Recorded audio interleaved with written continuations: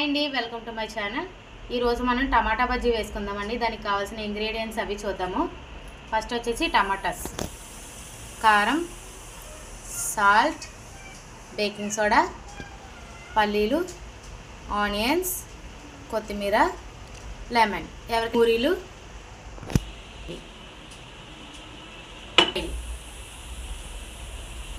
ఇప్పుడు దీని ప్రాసెస్ చూద్దామండి. ముందుగా శనగపిండి బౌల్లోకి తీసుకొని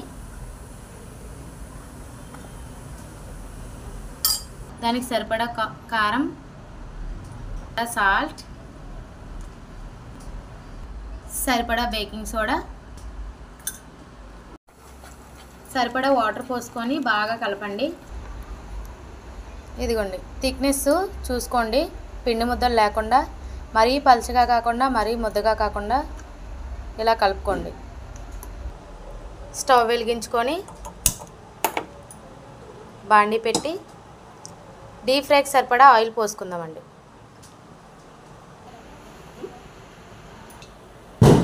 ఆయిల్ హీట్ అయింది.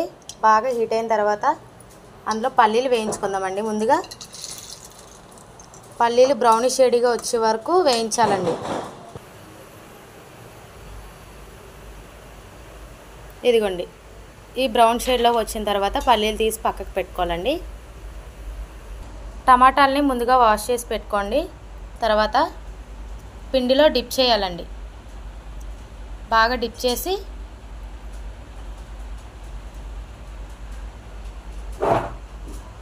ఇదిగోండి ఇలా వేపేసేయాలి.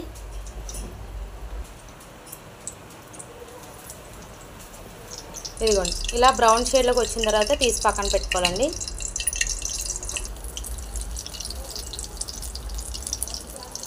చూడండి, ఇలా బ్రౌన్ షేడ్లోకి వచ్చిన తర్వాత తీసి పక్కన పెట్టుకోండి. అండ్ మర్చిపోవద్దు, టమాటా లోపల బాగా బాయిల్ అవ్వాలండి. టమాటా బజ్జీలు ఇలా వేపుకొని పక్కన పెట్టుకున్నాం. ఇందులోకి స్టఫింగ్ ఎలా తయారు చేయాలో చూపిస్తాను రండి.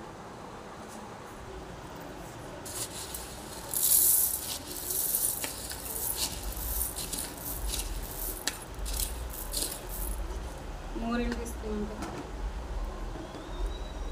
తర్వాత ఆనియన్స్ తీసుకుందాం.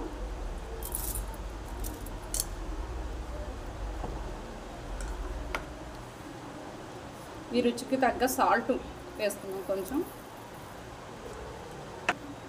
కొత్తిమీర వేసుకుందాం.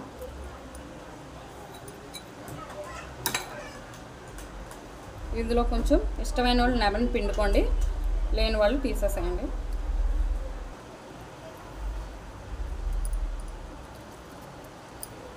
కారం వేసుకుందాం.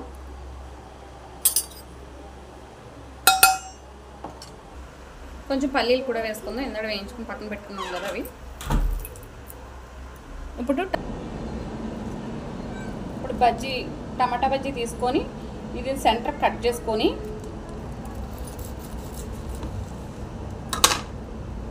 ఈ టమాటా ముక్కస్ ఉన్నాయి కదా అవి తీసేసుకుందాం. ఇలా వచ్చేస్తాయండి చక్కగా. ఈ గిన్నెల్లా ఉన్నవి పక్కన పెట్టుకుందాం, ఈ పీసెస్ పక్కన పెట్టుకుందాం.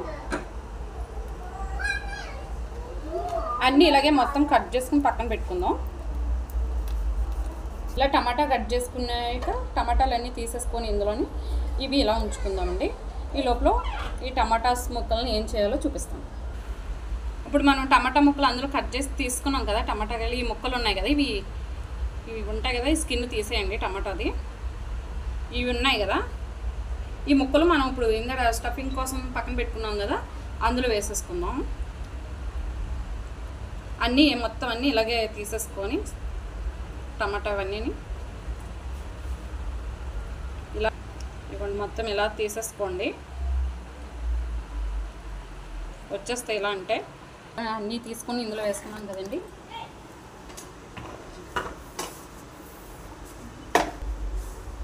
ఇవి కలుపుకుందామండి. ఇప్పుడు ఇలా మ్యాష్ చేసుకొని మొత్తం స్టఫింగ్ అన్నది అప్పుడు అందులో పెట్టుకుందాం. ఇలా అన్నీ మిక్స్ చేసుకొని బాగా కలుపుకోవాలండి. జ్యూస్ రావాలి టమాటాలో అంతా. మొత్తం ఇలా బాగా స్మాష్ చేసుకొని ఇప్పుడు మనం ఇందాక తయారు చేసుకున్న వాటిల్లో పెట్టుకోవాలి.